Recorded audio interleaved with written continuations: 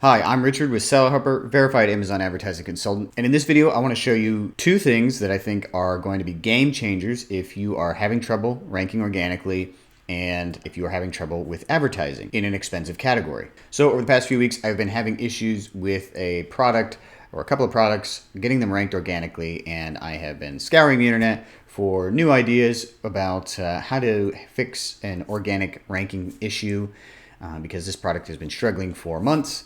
And I came across some videos from my Amazon guy that were revealing some tips that, frankly, I have heard, and some of them that I hadn't, but many of them that I don't prioritize as much as I do advertising.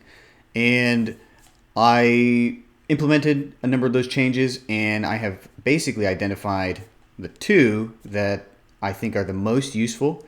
And so I'm kind of regurgitating that information to you, but I'm going to use this case study here on a product where I tried it and a product where I tried all but basically two of the things, and one is doing better than the other. And so I can definitively tell you that these two things do make a big difference, and I want to show you what those are right now. So firstly, we're looking at my Helium 10 for tracking these keywords, and we're going to focus on these products here. There's 184 keywords that I care about in this category. It's kind of a small category, but these are the keywords that make up basically the entire category. And in this slot here and in this slot here, we are looking at the #1 bestseller, best organic ranked product in this category. And these products here are the products that I have been trying to rank organically, except for this one we can ignore, number 8 here. But these two, 6 and 7, are the two products where I've tried the same exact thing. So the things that I've tried are updating images to optimize click-through rate. I've done that on both. Added keywords to images. I've done that on both. Updated titles, updated bullet points, all that stuff. I already did that. Back-end keywords, done that to both. Those were helpful, but didn't seem to be the game changers that made 7 do so much better than 6. And I'm going to show you the data here for number 7. So organically, this product had been struggling for a while. So if we look at the last 30 days, you can see that on February 9th, we had 114 keywords that we were organically ranking for. And basically just a week prior to that, we had 5, So that's a pretty big change in just a couple of weeks. And if we look over since September when this product launched, it was struggling, and it even was as low as 4. And here's 2. It didn't even have 2 in the top 50 for these 184 keywords organically ranking. But suddenly, I made a couple of changes, and in about a week and a half, suddenly we are organically ranking for a ton of them. And not just a ton of them. You can see that we're organically ranking for more of the keywords on this list than the #1 bestseller organically. That's pretty amazing considering the difference in sales volume for these products. Not only that, now there are 20 keywords that it is ranking for in the top 10. And if we take a look at this, you can see that since the beginning, basically none. 1 keyword.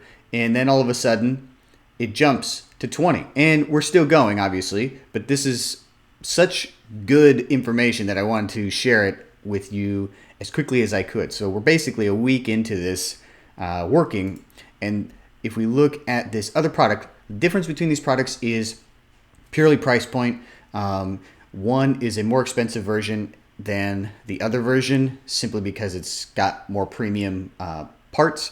So there is that difference, but primarily it's a price difference. It's the same product, and I've done every single thing the same except for adding keywords to the alt text in the A+ content and switching all of the advertising from exact match to broad match. So for this product number 6, I did not update any of the A+ content with keywords in the alt text for images, and in number 7, I did.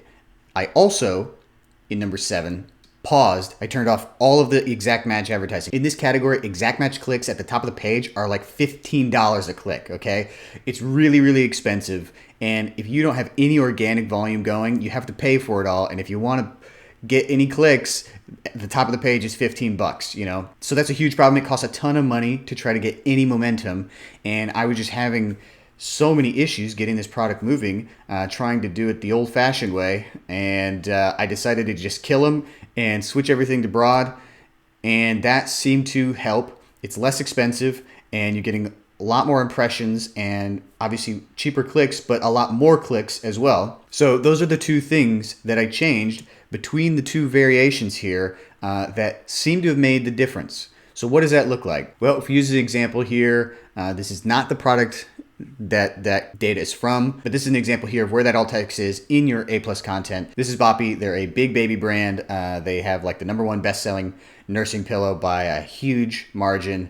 And you can see that in these images, they have alt texts that add more keywords to their detail page that otherwise you may not be prioritizing. And if we look at their big competitor, their top competitor, Mom Cozy, which you may have heard of, they're a huge baby brand as well.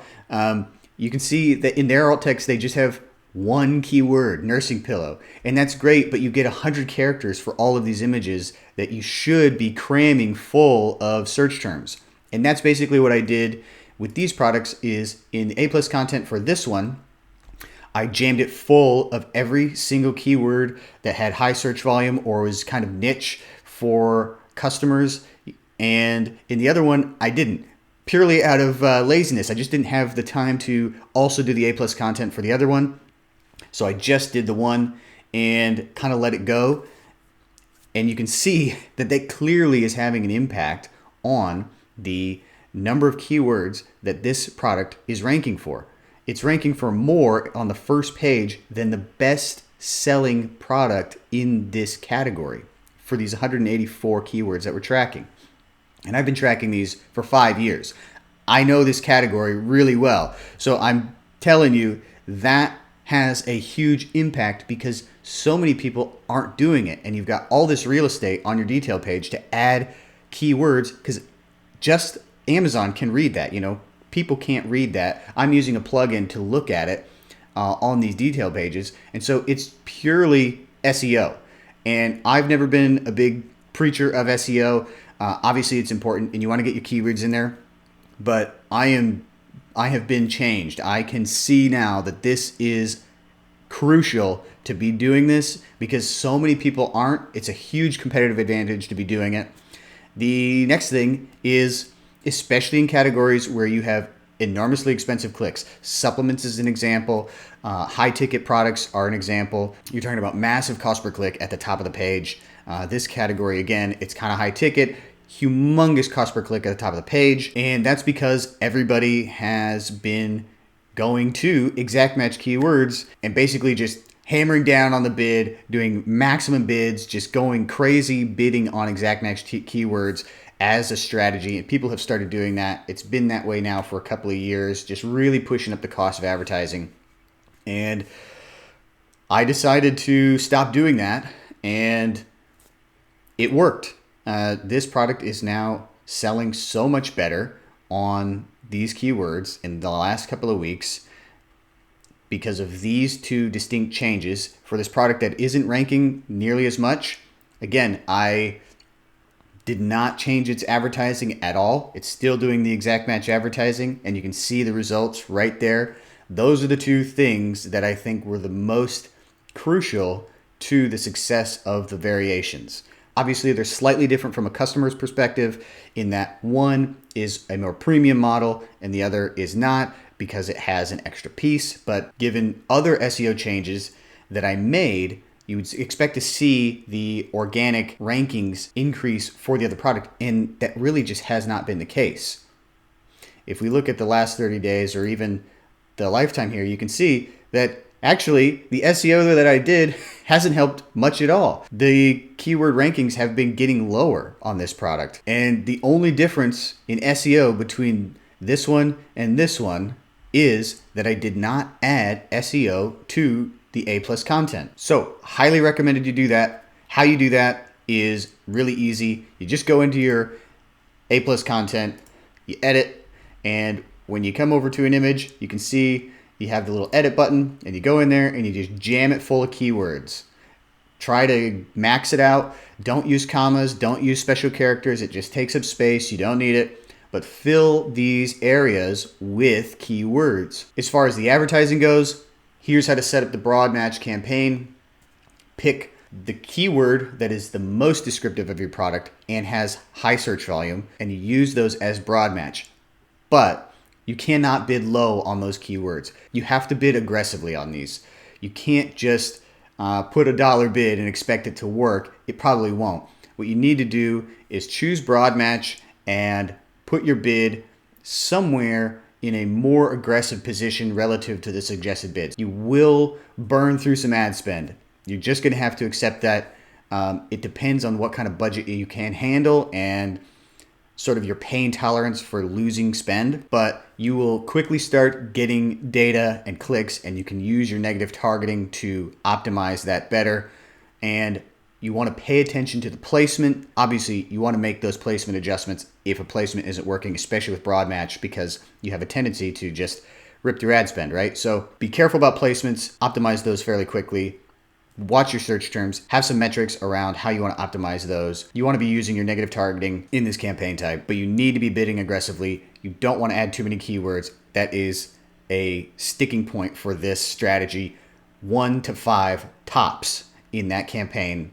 And then you can use your negative targeting, your bidding adjustments, and bid optimization to kind of dial that in. But it is very likely this will not be a profitable campaign for a couple of weeks. But you gotta let it run, you gotta let it spend. Depending on your category, depending on your pain tolerance for loss, you wanna have enough budget in there to try to get this thing running all day if you can. Maybe choose some budgeting rules that spend the majority of the budget in the afternoon, evening when most people are purchasing. Obviously, you don't wanna be burning up a bunch of ad spend in the middle of the night. So you could try some day parting, but that's what you want to be doing. It clearly is working. I am really excited about how well it's been working, especially with this product that for many months has not been growing organically and been really struggling with sales. Now it is climbing through ranks organically. I am so surprised to see that it's already in the top 10 for 20 keywords after basically having none for months. So this is really exciting news. I think you should be doing it. And if you need any help with Amazon advertising, don't hesitate to reach out to me directly. You can find me on the website. You can find me by email, or you can reach out to me on LinkedIn. All of those links will be in the description. And I will see you in the next one.